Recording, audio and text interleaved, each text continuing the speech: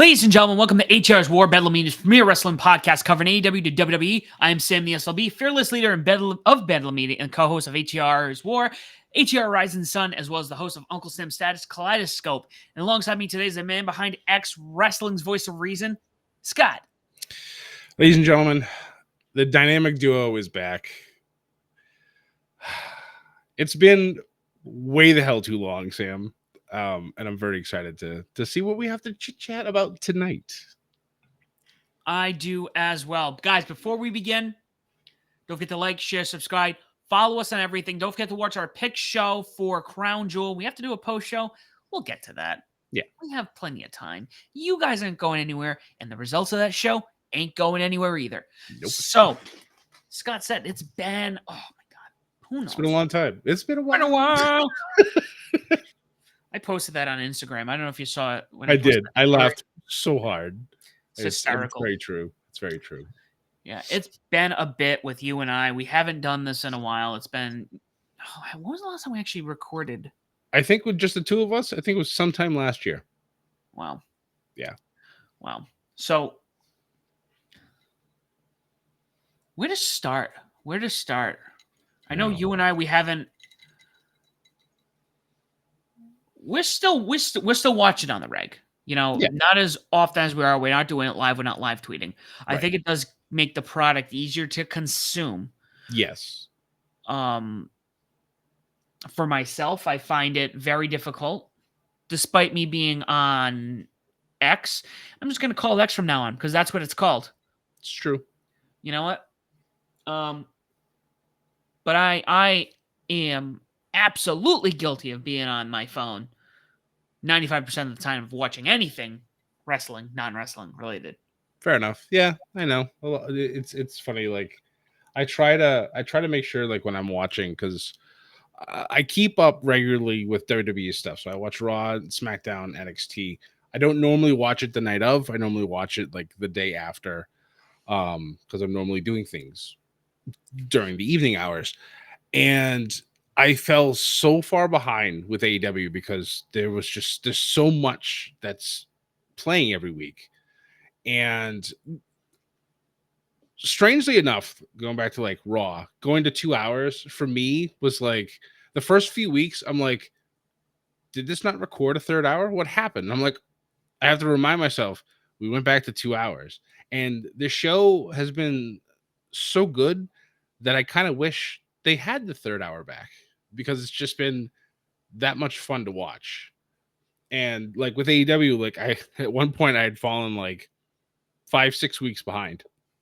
So I've been slowly cutting that up to get closer. Same thing with TNA. It's been great that I've been able to find a channel that plays TNA. Even though it's a week behind, I'm still able to consume it. I'm still able to understand what's going on, especially with the whole NXT TNA deal that's been happening, which has just been so much fun. It's so nice to see the TNA stars come over, and same thing with the NXT kids going over to TNA. I think that it's worked flawlessly so far.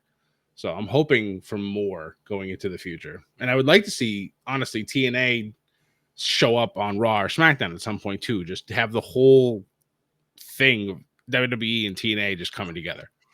Let's talk about that. Yeah. If you were to set up a feud right now, because I'm trying to think who you could have on Raw and SmackDown in TNA where they could meet head to head and like butt heads, if you will, and have that moment of shit, this is happening. Honestly, I would love to see either Bianca Belair or Jade Cargill go against Jordynne Grace. Like, Jordan was just on this past NXT episode where they were live from the 2300 arena in Philadelphia, and there was plenty of obviously nostalgia with the old ECW stars, but the show just had this gritty feel to it that was very enjoyable. So I would say, Sam, if you go to watch anything WWE related this week, I would definitely say watch the 2300 edition that came out this past Tuesday. It was wonderful. All right. All right. I'll definitely check that out. I feel like you could pull anybody and put him up against, have him show up face to face with AJ Styles.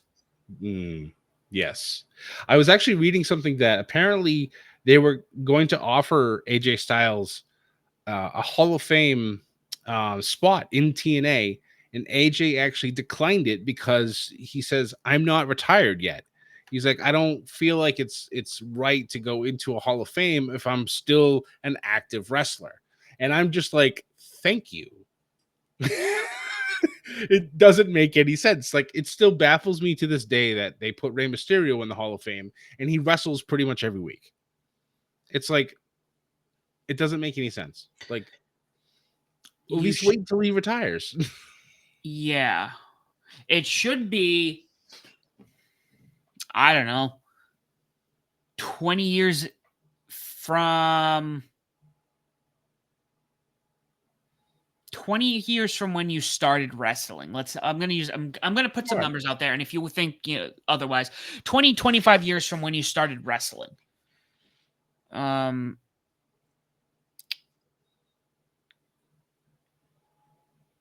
At least. So if you wrestle for 5 years, you still got to wait 25. Unless it's you hit 25 and then you can get inducted as soon as you retire. Okay. Okay. I see what you're saying. Yeah. So kind of like an expanded thing on how they do it with like the NFL. Like you have 5 years and then you can go and you're eligible to be put into the Hall of Fame. So you're saying like 25 years of either service or you have to wait an extended period of time before you're able to be put in. Am I Well, am I not am I saying that necessarily. right? Or, I okay, would okay. say you got to at least it's always going to be like 20 I Because guess it's yeah, I guess you're right. Yeah, so 20 or 25 years from like when you started wrestling. So if it was like, I don't know, you wrestled for 15 years, you couldn't get inducted for 5 years. okay. Or if you wrestled for 25, you can't get inducted until you retire. But that's the other thing. You have to be retired. You can't be active. Right. I mean, you could be part-time active, I think would be okay. So you have like people Same. like Bubba Ray, like because he wrestled also on NXT. I mean, hypothetically, he will never make it into the Hall of Fame with my logic. So, He's already in the Hall of Fame. um, but no, if you have like a I know part what time, you mean. like I don't know how you would do that, but I think it should be like that. You can't just be pulling people, and sometimes they drop the celebrity thing. Is don't get me going on that. Why? Celebrity Wing? Yeah. It's so stupid. Some of them you could make an argument for. Right. Cyndi Lauper makes sense. Right. Her involvement in the main event of WrestleMania 1 is legendary. Yes. If you want to argue, I would say that Pete Rose is a good example of being in the Hall of Fame. All the constant stuff that he did with Kane, the Rumble appearances, the commercials that he used to do for WWE. I know there was one of those that was passed around. I think it was for No Mercy, that was passed around during the holiday for Halloween, and I'm like, Pete did enough to warrant being in, and he's going to be in a Hall of Fame because baseball won't freaking do it for whatever. Everybody gambles nowadays, so why why continue to punish a man that did it? who's now dead. Exactly. But yeah, but I'm getting off topic now. So, We both are. I even forgot how that even started. but that's what we do. Remember, we do tangents all the time. Yeah. So we've been kind of like on and off with I mean, we're pretty much on. It is difficult. I'm glad Raw is down to 2 hours right now. It's gonna be frustrating when it's 3 hours alongside SmackDown next year. Yeah. With Raw going to Netflix in January, SmackDown supposedly moving to 3 hours. I don't know when. I don't know if they said a date or at least a month when they're I thinking of thought they said at expanding. least 2025. Yeah. So, I mean, as long as the product can be as hot as it is now, I don't mind it being 3 hours. If it's on Netflix, you know, a lot of people will watch it. Will they watch the whole thing? I don't know. Depends on how people are now. Some people that I know that watch the product, they like double speed through. They don't care about the commentary. They just watch the match on fast speed and then they go through it. I like to watch the whole thing. I only fast forward through the commercials. It sucks because with Netflix, you have to watch super commercials unless you pay the extra money to not have that. And I don't care to pay extra money to lose 30 to 60 seconds. Whatever. I'll find something to do. I'll grab my phone then for those 30 to 60 seconds to look up something else while I'm waiting for the show to come back. You know, it's been one of those nice things of not watching it live where I can fast forward through all the commercials. And I'm like, cool. I can watch a 2 hour show in an hour and a half, depending on what it is. And yeah, I'm done. Move on to, the next thing I want to watch. So it works. Yeah, I mean, the only time I watch pay attention to the entrances, maybe like pay-per-views, but if I'm like watching, if I gotta go, hey, I gotta watch Collision, Dynamite, SmackDown, Raw. Maybe I have to watch another show, like Maple Leaf, for example, comes up. I'm like, oh, I want to check this out. Right. Um, I'll kind of just match. I'll just watch match, just to kind of bang through it. Promos, obviously. Not enough time in the day. Ethan, No, buddy, love you. I don't know how you do it some days. same. Like, my goodness, like the amount of wrestling that man consumes in like a weekly basis is astounding to me. Like, even at like my highest, like of high when it comes to watching wrestling stuff, I couldn't. God, just watching Raw and Nitro, I had to do it at the same time because there was no DVRs back then. So you're flip flopping back and forth. And you probably don't have the money to have two VCRs. Nope. Nope. It was nice when, SmackDown came around and then Thunder came around, even though Thunder was an atrocious show. I still enjoyed it because it was more wrestling to watch. But yeah, like that's what, 5 hours a week. Ethan, I think, watches that in a day, if not more, sometimes. You know what WWE should do? I think it would be really fun. They should make. You brought up Raw and Nitro. They obviously own the tape library for both. Yeah. And you obviously can watch both. Mm-hmm. They should do it where they have it set up where you can watch both at the same time.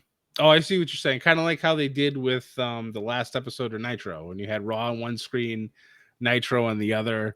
Yes, where you Okay. could go just for fun, just to be like, hey, I want to I'm just like, because as irritating as that was, I mean, the thought of having to do that because it's live, it's now, you will never see this again in your Yep. head is insane. Like, just to be able to go, hey, let me just watch one, two different episodes, like going back and watching the butts and seats and then Mankind winning the title at the same time. I still remember that night because WCW always started at 8, Raw started at 9, and I'd watch Nitro into maybe the beginning of Raw. And then I'd switch over to see what was going on because Raw always started off with a promo. That's Vince McMahon's wrestling. You start off with like a 15-minute promo or a brawl or something, and then it jumps into a match. So I'd always try to see who's chit-chatting. If it's somebody I wanted to listen to, I'd watch. If not, I'd go back to Nitro. And I remember that week was a taping that was in Worcester, Massachusetts. And Tony Schiavone was saying that, Mankind wins the championship. Yeah, that'll put some butts in the seat. And I'm like, wait, Mankind's going to win the title tonight? hold on. And I was like all those other people. I flipped over to Raw and I didn't watch a single second of Nitro that rest of that night. And then after that, that was kind of the end. I'd watch the first hour of Nitro and then I wouldn't go back. I'd go right back to Raw once it was on. Even through the commercials, I would barely flip over back to Nitro, see what was happening, and be like, whatever, let's go back to Raw. It's crazy. Like kids today will never understand that, like how that was back in the day. And it's yeah. It was very aggravating because you wanted to watch one match to the end, but then you knew you'd miss something that you wanted to see also on Raw. And it's like I can't. They don't play these shows again, so I can't do it. They don't play these shows again. That's wild. Think Yeah. about that. I mean, even today, like there's a lot of shows that they play once per week. That's it. There's no rerun anytime. So I think Raw actually is still like that. I don't think there's another replay at all. Like No, but there's still the DVR option is so much easier now. Correct. Yes. The option to even go back and rewatch it, even in a month. I know it's a month generally. Yep. But to go back and watch it in a month or be able to watch it in a month is insane. Right. And to think there was a point in time where you're like, nope, missed it. Yep. Never see it. I don't know whatever happened. Yeah. Like when I have the time, I would love to be able to sit down and watch Nitro and watch every episode straight through and then get absolutely frustrated once the end of 1999 rolled around, because those last 2 years of Nitro, from the bits and pieces that I saw, were absolutely garbage. And no wonder the company was sold. We should do it through the Discord because we've been talking about doing things for a while. That is true. We should try to stream something within the Discord outside of podcasting with people. I don't know why I'm yawning. Up at 3:30 in the morning. It's been a long day. On a Tuesday. I mean, we're not recording this on a Tuesday, but a week ago. Yep. I think I would have had enough sleep by now. But I think that would be fun to go back and maybe, and I might have pitched this to you before, but you did mention it. So yeah, I agree with you 100%. I think that'd be a lot of fun. We don't even, and I've thought about this. I'm like, we could do, you could go back and do and we can figure this out. I was going to say Nitro, but the problem is, and I did this, I started watching every episode of Nitro. I think I got through the first 5. Mm-hmm.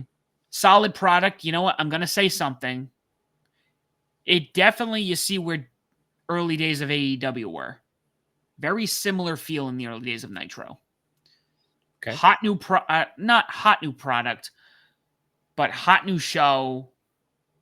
Don't know who's going to show up. Something exciting is always going to happen. And I got through 5 episodes, and I think by the 3rd one, they were talking about another match I missed. I'm like, what are you talking about? I'm like, damn it, there's pay-per-views. Yep. So I'm like, okay, if I'm going to watch this and see what happens, I'm going to have to fill in the pay-per-views. Yep. And I'm like, cool, that's fine. But if we're going to throw in shows we have to watch, that means we're going to have to stick in Thunder. And that's going too far. It's a slippery slope once you start those things, because the same thing if you look on the WWE side. You have Raw for what? 5 years, 6 years before SmackDown rolls around. But then again, you have pay-per-views. They're every at that time, like almost every quarter. Or they'd have maybe like 6 in a year. And then it got so bad where it was like 15 in a year. During the real dark days. And then now it's like 11 or 12, which to me still seems like it's a little too much. I think 10 is a sweet spot. I think 10 would be good. You get rid of a lot more of the gimmicky ones. Like I'm glad they got rid of Hell in a Cell. I'm glad it's actually a match that is warranted of having during a feud. Like, you want to talk about one of the best Hell in a Cell matches that I've watched probably ever was the Punk and Drew McIntyre Hell in a Cell. Mm-hmm. Like that was the appropriate amount of blood. The only thing that kind of pissed me off is that the ref kept trying to wipe off McIntyre's face. It's just like, I understand. You're supposed to be more geared towards a family product, but god damn it, these two were trying to kill each other literally for like months. Let them bleed. It's fine. But that match was, I mean, it wasn't a 5-star like technical masterpiece, but it was a 5-star bloodbath, and it was wonderful. I love that shit. But that's when you should have those gimmick matches. You don't need to have them for a whole lot of other stuff. The only one that honestly really makes sense is like Money in the Bank. Unless you want to bring it back to Mania, which I think would be kind of doing it a disservice at this point. That's really the only real gimmicky pay-per-view that you need. You can kind of throw War Games into that as well with Survivor Series. I like that they've attached that to Survivor Series because I know a lot of people are like, oh, where's the 5-on-5? Honestly, a tag team match is boring as shit. I don't like 10-man tag team matches. It's boring. Like, I don't care. Like, give me something that's gonna cause some disruption. And War Games will do that. 10-man tags, multi-man tags, anything more, 2, sure, 3, cool. Once you start getting to 4 or 5, in my head, they're payday matches. It's Yeah, we got all these thank you. we got all these people here and they're gonna get paid, so we're gonna put them in here. New Japan does that when they do like their like G1 Climax, for example. Right. Granted, they're a different brand, Yes. and it works a little better. But they have these multi-mans, and actually, almost everyone is in a faction over in Japan. Very few aren't. Yeah. So it works out a little better. But they'll have these multi-mans. But anytime I see one, like even AEW, it's like, we're gonna have these like 10-man. Yep. TNA, we'll have these 10-man matches. You're like, yep. Give me something meaningful. Right. Like you're always going to have a spot during those matches where everybody's going to hit their finisher on one another. You're going to have 4 people in the ring. The other 6 are out on the floor. There's going to be some ridiculousness that's going to happen. People might show up to attack. There's going to be, oh my God, they hit this other person during this match and on their team. And can they coexist and all this other bullshit? It's just like, whatever. Like, give us War Games. Thank you. That's pretty much what, yeah. That's what I'm going for. Because I look back, I've actually never watched the original Survivor Series pay-per-views. And when I went to go back and look, if I'm not mistaken, and I don't know when it changed, but I know at one point, at least the first few of them, they were all multi-man matches. Yes, every single one was like a 4 or 5 person tag. And then there was a 5 tag. Yeah. Yes. So that's what? 20 people? It's ridiculous. There was a lot going on. And for the longest time, Survivor Series was my least favorite of the big 4. Because it was just like, I don't care about any of this stuff. Like, this is like, unless there was a good storyline going into it, which 9 times out of 10 there wasn't, I don't care. But I've never seen a bad War Games match because there's always something that's going to happen either during the match or directly afterwards when it comes to like Punk returning last year at Survivor Series. The match itself was wonderful, but Punk's return was just like, holy shit. I mean, all they had to do was say that Survivor Series was going to become the War Games pay-per-view the first year. And that just through the roof. You're like, what? We're going to the main roster? All right. Yep. We're in.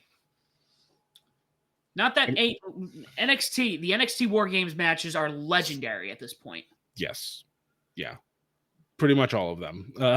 It's funny because they're actually talking. They haven't announced anything yet, but they're from what I'm reading, there's hinting that they might actually bring the NXT women up for a War Games match because Rhea's out with another injury, so it kind of derails the whole Team Rhea versus Team Liv thing. So if we're gonna have 2 War Games matches, you can easily bring up the 10 women who are feuding right now in NXT. So who knows? I don't know what they're gonna do, but if we only just have the one men's War Games this year, Okay, I'm fine with that. Mm-hmm. It's fine. We don't always have to have two. Maybe next year just the women have it to even offset if you want to do it that way. Whatever. You get a storyline that invests people. That's it. Yep. Like, you don't need to have both a men's and a woman's. Royal Rumble is different. Right. I think the Rumble, there are long-term stakes. Yes. I wonder how they're going to do the Rumble when it goes 2 nights because that's supposed to be soon. I don't know if it's going to, I don't think it's not going to be next year's, but I think maybe the year after we might get a 2 night Rumble. So it's like, is one the men's, one's the women's? Do we have multiple Rumbles? I don't know. Like, it's interesting. Like, I want to know more. It's probably going to be a long time until we get any of that information, but how do you fill out 2 Rumble nights? So it's like normally you have the 2 Rumbles and then you have what, 2 or 3, maybe 4 extra matches. Now I guess you can have 4 matches in a Rumble, so you get more chance for more feuds to show up on TV or on pay per view, or not pay per view, but on Netflix probably at that point. I don't know, or Peacock, or who the hell knows where all this stuff's going to go. There's so much stuff in flux. You, So they need to just. God, they just need the network back. I know. I wish they would never have sold to Peacock. And I know they made a ton of money for it. That's all good and fine. And now Netflix has their hands on it, and I have that same anxiety that I did for Peacock. When Peacock happened, their first pay-per-view was atrocious. Like, they would have commercials during entrances. They would, like, the feed was choppy, and it was bad for like the first 2 or 3 pay-per-views. And I'm just like, this is awful, guys. Like, what the hell? What are you And doing? yeah, and then they finally were able to get their act together, and it's been good since, but it's not the WWE network. That was great. I thoroughly enjoyed that, and I do miss it. I do miss it so, being in the US. Yeah. Yeah. Well, totally just blanked with. Oh my God. Wow. Again, this has been a week. That's how it's been. It's been, yeah. I mean, we're recording this on a Thursday. It's probably gonna drop on Monday. It's, yeah. The week's not even over yet, and it's been a punishing week for both of us. It has been. So one of the interesting things that, and I know people are gonna come out and be like, "Oh, you know, this has been like this for a while." Yeah, kick rocks. One of the things I wanted to talk about is when Scott and I. Why did I say John? Wow, that's where I'm at. Scott and I started this show, which I have something we need to talk about, Scott. You and I have not addressed, and I think it's very important. And it really hit, and it made me really excited for ATR. But I'm going to bring it up in a minute. Okay. When you and I started this show, January of 2020. yeah, AEW wasn't even a thing, kinda. Yeah, they I think they had All In. Oh, wait a minute. No, Point. yeah. No, we're right. We're right. 2020. So AEW was there. We were having the Wednesday Night Wars, and AEW was on top. Yes. This week's, which I haven't watched yet, so I don't know, this week's Dynamite, due to the election coverage in the United States, Mm-hmm. NXT was moved to Wednesday. Understandably so. Right. It went head to head with AEW. I wish the article I'm looking at had a number. Oh, for the ratings for both nights, I believe if I search again. No, I have those numbers. I Oh, wish I okay, had okay. previous numbers. Oh, okay. I see what you're saying. Yeah. Last night's NXT averaged 619,000 viewers compared to the 523,000 that Dynamite. And I would want to compare this to. Because if memory serves, when they were going head to head before, Dynamite was pulling 8 to 900K every single week, closing in on a million. Mm-hmm. And NXT was doing 580, 600, maybe. And like it was like the show was much more enjoyable to watch Dynamite at the time. Now, I have the latest Dynamite recorded, but then again, I'm still far behind. I think 3 weeks behind, which for me is like a big deal because I used to be so far farther behind. So I'll probably get to it in a couple of weeks. But the stuff that NXT's been putting out has just been top tier. And like this past episode, they essentially redid the ECW entrance, like how ECW used to go into their show. They did it for NXT and they kind of mixed in some ECW footage. And it was just, Sam, I'm telling you, when you watch this, it's going to hit you. It's good. I know you, it's funny. Because like the nostalgia kick, and I know that you just did an episode on Uncle Sam's Kaleidoscope about how you're tired of nostalgia, but I'm telling you, this stuff just hit all the right spots. It was funny when I was watching that episode, which you guys should go check out on Bedlam Media's YouTube page. Um, I'm just chuckling to myself. I'm just like, one day, like we're gonna have time, but it's just Sam and I'm gonna be like, listen.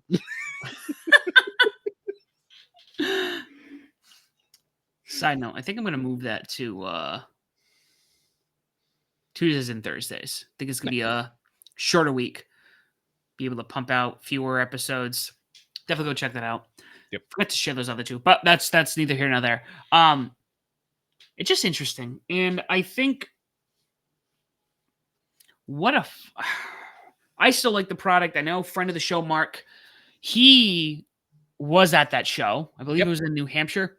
Yes, it was in Manchester. And he said it was really fun. He had a good time. I'm looking forward to watching this episode because, Dynamite's been good, but it definitely is missing what it had initially, and I don't know Right. what it is. Well, I know for like the longest time, all your heavy hitters were out with injury.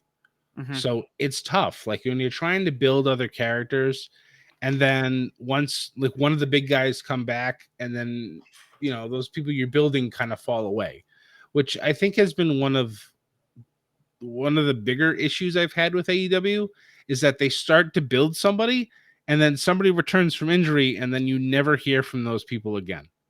Mm-hmm. And either that or they just kind of get blended into like the fold and they're still there, but you can tell their push is gone. And it's sad to see. I think they've done a much better job with their storytelling as of late. I've been very invested in the shows, even though I'm not watching the pay-per-views because I'm so far behind. So I'm not going to justify spending money to watch the pay-per-views. So I just wait for the next episode of Dynamite to get me all the results that I need. But they've been doing a good job. Like the stuff they had with Swerve and with Hangman, some of the best stuff I think AEW has done in quite a long time. Now that Hangman's on like this rampage of attacking anybody who helped Swerve stay out of his way or whatever Hangman wants to think it is. It's been great. And now Swerve is in his own thing going on with MVP and Shelton Benjamin. And I haven't gotten there yet, the debut of Bobby Lashley in AEW. So I believe they're calling themselves the Hurt Syndicate, which I'm like, guys, be more original. I get it. The Hurt Business was a fantastic name for when WWE had them, but I don't know. I think you could have come up with something a little bit more original, but it is what it is. I'm looking forward to seeing them do a better job of telling stories and getting me more invested, because for a while it was like, all right, I'll watch one episode, I'll wait 4 or 5 days, I'll watch another one. Now I watch them in bunches. Like right before we got on, I just watched a Rampage episode, I think from like the 18th of last month.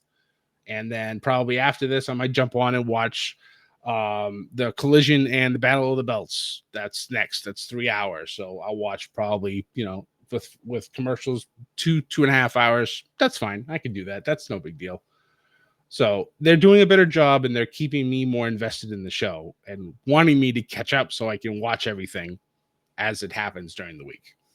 So congratulations to them. They're doing a good job. Yeah, the story's there. And I don't know, this also could be, I don't want to sound like this guy. Because you know how this is going to come out. Yeah. But you know what? Screw them. Because that's where ATR is war now. Yes, the product was suffering for a while. It still kind of is. Don Callis, I'm always going to be involved with him, whatever he's doing. It's true. John Moxley, I'm very curious on this, what he's doing. Yes. How the Bucks are leaving. Curious. I don't know if they're going to Japan, they're taking time off, whatever it is. But now we don't have the EVPs. What's going to happen there? Very invested. They've improved. I agree. It is, though, I think it is the WCW TNA effect. I'm going to call this is my scientific term now. The WCW TNA effect.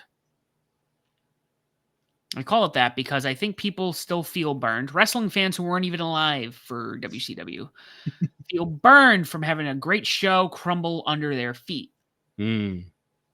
At the same time, TNA, which was always rough, and even when they'd hit this high, they would just be like, what are you doing? What are you doing? Even today, I say, hey, TNA is great. And it's like, oh, who's watching TNA? Too many people like that. So I think AEW, some people are... I'm going to read a quote. Oh. I'm going to read a quote that I think is very relevant. You have to understand most people are not ready to be unplugged, and many of them are so inured and so hopelessly dependent on the system that they will fight to protect it. Morpheus from the Matrix. Some people don't want to have fun outside of WWE. 100%. No, I agree with you. It's the tribalism that is out there. It baffles my mind. Like, I get it. Like, you wanna raise your flag for either WWE or AEW. That's great, but it doesn't mean you have to hope the other system fails. I know a lot of people were upset with Vince and all the shit that happened with him. I get that. I sympathize with it because it almost turned me off to the product for a good while, because it was like, how can I justify enjoying this when this man is still in control of this company? Then when he was finally banished, Triple H fully took over. It's like a brand new company. Like, not just Triple H. We also have Endeavor, so it's not even Triple H running, owning it. Right. But I mean, like, him taking over control of the creative side, and it's just been, I feel like I'm watching a brand new product.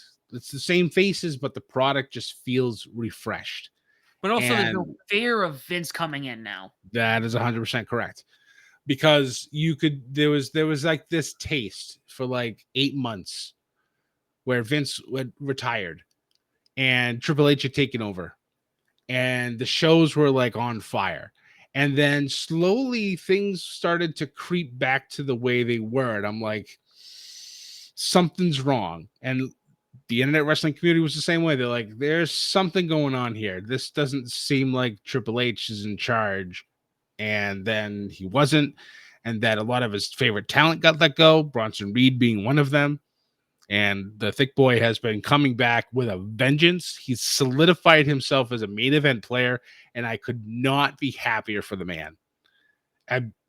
He is a fantastic success story for returning to WWE, just like I would say Drew McIntyre has been a wonderful success story. And it's just, yeah. But once Triple H took over, like I said, it feels like there's a whole new fresh coat of paint on this thing, and it's flying. Cody's been doing a great job as champion. Gunther has been doing a wonderful job as champion on the other brand. And the bloodline stuff again is very exciting, which I love how for like I think maybe it's been like almost 5 years now, the bloodline is still at the top of a show.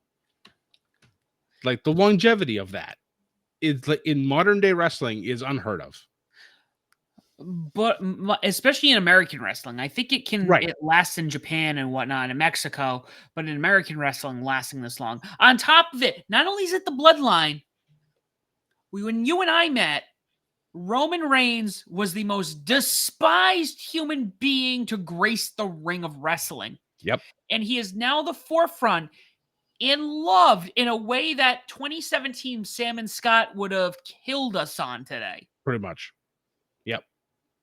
Yeah, it's amazing to see like when they took the training wheels, I say that off of Roman once he came back from his second bout of leukemia and during the Thunderdome era when he took out Braun and the Fiend once he returned, you could tell immediately. I'm like something's different about him, and I'm interested to see what happens. And then the Tribal Chief was born, and then the absolute amazingness in the storm in like the whole form of storytelling that they took us on was just outstanding. And then to this day, I am so happy that you and I got to go to WrestleMania 40, because I had screamed from the mountaintops for 2 years that Roman was going to lose his title at WrestleMania 40, and we got to see it happen.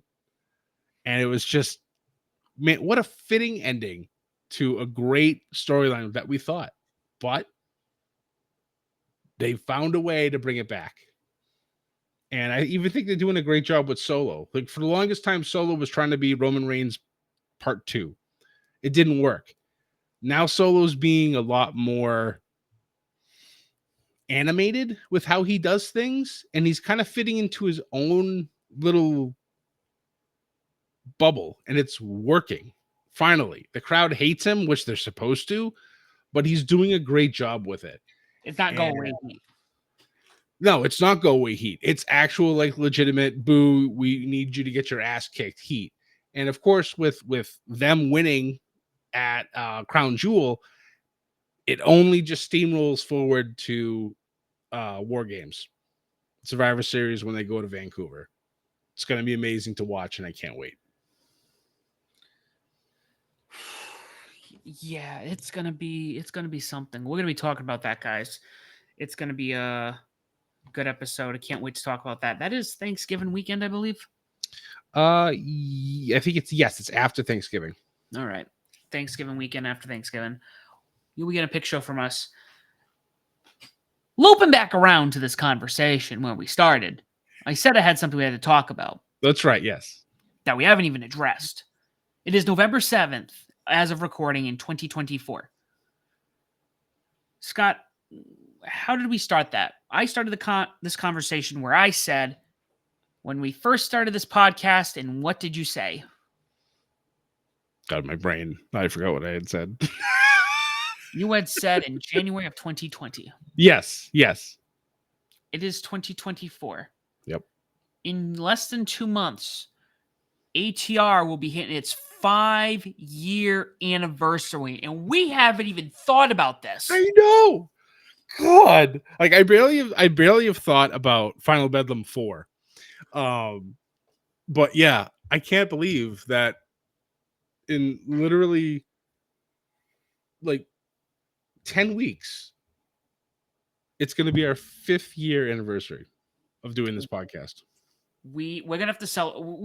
Guys, we're gonna party plan right now, because I think there's a lot of things that we have talked about. There's a lot of things we brought up tonight. There's a lot of things we talk about throughout the year, and we're just like, things come up. We get tired. We get this and that. But Yep. maybe we need to exhaust ourselves on this podcast and go, you know what?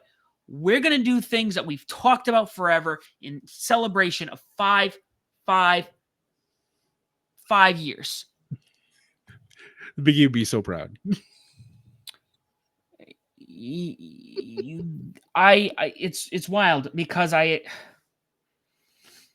just like, oh yeah, we've been doing the podcast for a while, this and that, record when we can. And I'm sitting here and we've always tried to push forward with this. And I'm like, man, 5 years. We've been doing this for 5 years now. In 5 years, it's really not a big number. However, when you look at the time frame that you and I have known each other, Mm-hmm. as well as the time frame that podcasts and YouTube have been around. Yep. 5 years is, I don't know, I think that's pretty significant. Yep. We've been, for a long time. We pumped out stuff multiple times per week. There were some dry moments, some dry times because you and I are busy folks. We got stuff to do. Bringing on Ethan was a great addition. Like, the man has just been like rejuvenating like life into this product. His Japanese posts have been most welcome. I love reading his articles that he's been starting to put on our Facebook page. And yeah, it's been so much fun. And obviously he adds a lot to our conversations that we have. I do hate him right now because he's kicking our ass in this in the Bedlam Medium Championship this year. My God, the man has 13 points and you and I have 5 and 6. And I'm like, well, shit. So yeah.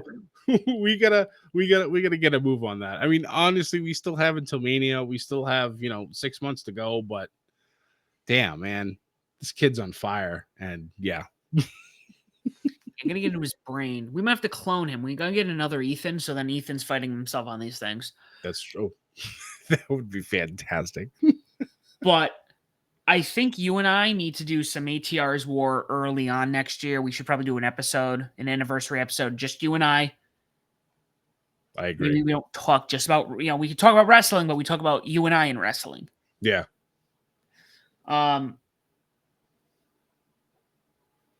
We should definitely do some streams on the Discord. I know if we keep saying, I swear we've posted it. I probably should get some like long thing anytime I add, follow us on this, follow us on this. I don't. I could be more productive, but I'm not. Maybe 5-year anniversary will kick my ass into gear.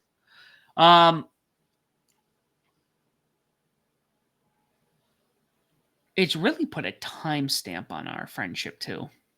It's true because we met. What was it? March 2017. Yes. Yep. Right before Mania in Orlando. Man. And I think that's why, and I'm gonna say this without, it's gonna be sentimental. I think that's why 40 was so important, not just because it was 40 and the culmination of that whole storyline and all the things going on, but it was like, man, we met at Mania and we didn't go to Mania together. Right. Yeah, because I was there for work.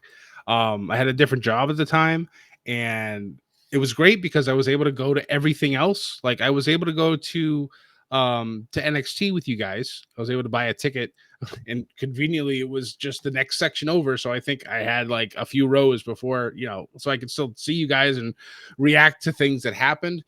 But yeah, like it was sad because I had to fly back that Sunday. I literally walked into my house with like 30 minutes to spare before Mania happened, and I was able to watch it technically with you guys. And then, of course, there's the hilarious story of Sam going to get food before the Hardys show up, which is just hilarious. I'll never forget that. I tell everyone that. It's also, as much as 40 was incredible, I think 40 might be one of the best Manias of all time.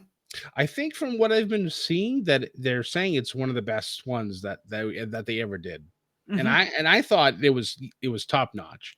Like, it's tough when you're there, right? Because you're there. I mean, I went to 33, and you went to 32, and I bet you there was a moment where you were like, "Oh man, this is awesome! This is like the best Mania ever," because you were there. And then you probably look back at some time and you're like, "Well, it was all right." 33 was good. It was consistent. Yep. Song. Yes. And the ending. Right. But I thought it was fun. 40 was just like, no, everything. Stories, great. Wrestling was great. Everything. It absolutely through the roof. Them moving to 2 nights was the best decision they could have made, because you don't have 7 hour long WrestleManias. Like, what was it with the ladies, the triple threat match that started technically the next morning? Like, what was that? 38? No, that was not 36. 36. 36. I was in New York, and then all the trains had shut down by that point. Right. So you have like 70, 80,000 people. Oh, we have no transportation. Yay. You know, and it's just, yeah. The fact that they moved it to 2 nights was just, I thought it was the greatest thing, because now you can have 6, 7 matches per night. It's still a 4 hour pay-per-view, but that's it. We were, if I'm not mistaken, correct me if I'm wrong, Scott. I feel like we were back in the hotel by midnight, both nights. Close, I think. Night one, I think, took a little longer to get back. I think because the traffic getting out of there was atrocious. We were out of the stadium before midnight, but I think I think we got back to the hotel around 1 both nights. But even still, that's not bad at all. I mean, we were also very lucky that we were literally, I think, 10 miles from the stadium. So shout out to my folks for getting that hotel. So thanks, guys. Yeah, no, it was good. It's funny when we drove up for my brother's wedding. Actually, we drove through Philly up 95, and I showed Ashley, and I'm like, oh yeah, see, that's the hotel we stayed at right there. And then we would drive from here to the stadium. And it was what, a month later? Yep. But it was still like, yeah, it was a moment. But and I still think of that Italian deli periodically. Weekly. I said to somebody, I go, they had an Italian sandwich with prosciutto. Nobody puts prosciutto on their damn. And it was good prosciutto too. It wasn't super salty. It was just, oh my God. And it was the Italians like it thinly sliced. How it should be. You don't want thick prosciutto. You want nice, thin, razor thin. You want to see through it. But then you load up a whole lot on it. Man, I miss that place. I do. Mm-hmm. Yeah, no, we had a blast there. But to me, that's, I think, what 40 was. It was a culmination of Scott and I. We met before Mania, and it was kind of like Harold and Kumar go to White Castle. Sam and Scott go to Mania. I like it. But now we got to find out. There's definitely other things we got to do. There's definitely pay-per-views we want to go to in London. Tokyo Dome. I mean, that's a big one. I pretty much said we need to go. We need to get Ethan out of Canada for that one. Right. We're gonna have to get a new passport by that time. I also like to think about, man, this is gonna be non-wrestling related, and I know we're coming up on the hour. The spaces we were in, this is kind of personal, but I'm not going to go too into it. The headspaces we were in when we met, we started, and where we are now. Yep. We're both, I mean, you're pretty much in the same spot physically. I mean, you weren't. Yeah. There was, without getting into detail. Yeah, there was, we were both going through some turmoil in personal lives, and then we both moved out of it, and I've been living up in where I am in Vermont for, I think this January also will be 7 years. Oh my gosh. And I love it. Like, I don't ever really foresee myself moving unless there's a humongous opportunity, and if there is one, then it's probably going to be Vegas. And then it's just, yeah. Because when you and I went out to Vegas for Double or Nothing, man, everything was just fantastic. That whole week was just wonderful. And I fell in love with the place again. It was only the second time I'd been in Vegas. I know obviously Vegas gets super hot, but it's a dry heat. I always love when people like whatever. I'm not going to get into that, but like just the area is just so it's busy, but yet it's fun and it's entertaining. And normally, I don't like cities at all. Like I've lived in cities before, and it's just like it's not for me. No, I'm the But I same don't way. know. Vegas is a whole different animal, and it's just I don't know. I know you're not a gambler, and I'm really not either. But just the ambiance of the whole area is just really nice. So We went out, we hung out, we walked around a couple of the casinos, we ate at the Luxor. I should have brought you back to the cigar bar at Caesar's Palace, but I didn't want to spend $40 on another smoke. I get it. I mean, Uh, you're paying Vegas prices, so everything's expensive. we drank, or at least I drank when we went to what is the European one there? Paris? Oh my god, I know what you're talking about. Shoot, I want to forget. say it's called Paris. I could be wrong. Yeah, I don't remember. I don't even know if that one's actually still around because there's been a lot of changes to the strip as of Paris, Las Vegas. Yeah, that yeah. one's around. No, the one they Okay, just that took one's still down there. was the Tropicana. I think so. I know And then they're also killing off the what the hell's the name of the one that has the fountains because they're putting the Hard Rock Cafe or the Hard Rock Hotel there. was that the Mirage? Maybe, yeah, maybe. I think so. I think you're right. But yeah, like I know there's constant changes with everything that has to do with the strip, and it's just yeah, I don't know. It was the Mirage. Okay. The other thing that I thought was pretty cool, which I we don't think about, it was being built, but to be there while it's being built and now realize it's an icon. We were there when the Sphere was being built. That is correct. You're right. And I remember reading something that they're thinking of doing a second one. Are they? Interesting. Yeah. So, but yeah, that's really cool. Now I kind of want to go back so I can see it in all its grandeur. Now that it's there and it's an icon. I would do Vegas again. You and I could just do Vegas non-wrestling related. Just be like, let's go to Vegas. Because there were things that we wanted to do. We wanted to do Hoover Dam. I wasn't going to rent a car. Right. Grand Canyon, go out there, spend a little more time around the strip. There were I think there was like a gangster museum out there. Oh, that's right. Yeah. We just ran out of time. And yeah, that's true. I think Reno I had thought about. Yep. I think at one point I was like, hey, let's go to Phoenix and or let's go to Arizona and stand in there so we can say we've stood there. Stupid stuff like that. But man. Actually, another cool one about Vegas that we had going on that I remember, I don't know if you remember, there was a charity golf tournament with Tom Brady and I believe Patrick Mahomes and Aaron Rodgers when we were there. Yes. And we could see that golf course from where we were. Yep. And there was also the Top Golf? Right next door. They're right next door? Yeah. Do you know what was there before then? I actually went looking into this. I don't remember if you told me. I might have told you. There was a amusement park for MGM. That makes sense. I remember also when we were walking around, there were a lot of things that were starting to get built and then just stopped. Mm-hmm. And so it was interesting to see that. I also remember walking around and coming back to our hotel and just being sandblasted. So you're gonna take a shower, 14 pounds of sand fall off our faces. Yep. Oh man.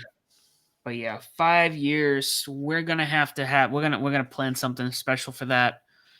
It's gonna be fun. I'm looking forward to it. It will be fun. All right. We got anything else? I don't think so. I think we're good. Good hour podcast, just chit-chatting. First time, like I said, in quite a while. It's been a while. I was literally just thinking, what am I going to call this? That's what it's going to be called. There you go. There we go. Guys, don't forget to find me as the SOB official, Bedlam Media as well with Uncle Sam's Static Kaleidoscope. As I said, I think we're going Tuesdays and Thursdays from now on. Scott, where can people find you? pretty much find me everywhere as Scotty J Stream. I also am the man behind the US or North American based Twitter, or sorry, X, for Above the Ring. Yep, and we are on Facebook, Instagram, YouTube at Above the Ring. Already said in the SOV official. We're pretty much on all streaming platforms. I think we're getting back on there. If there's one we're missing, just let us know. We'll put ourselves on there. Guys, thank you so much for listening. This is great. Scott and I always love talking to each other. We don't do this too often anymore. We're out of time. As always, do not forget to join the Bedlam. Thanks, guys.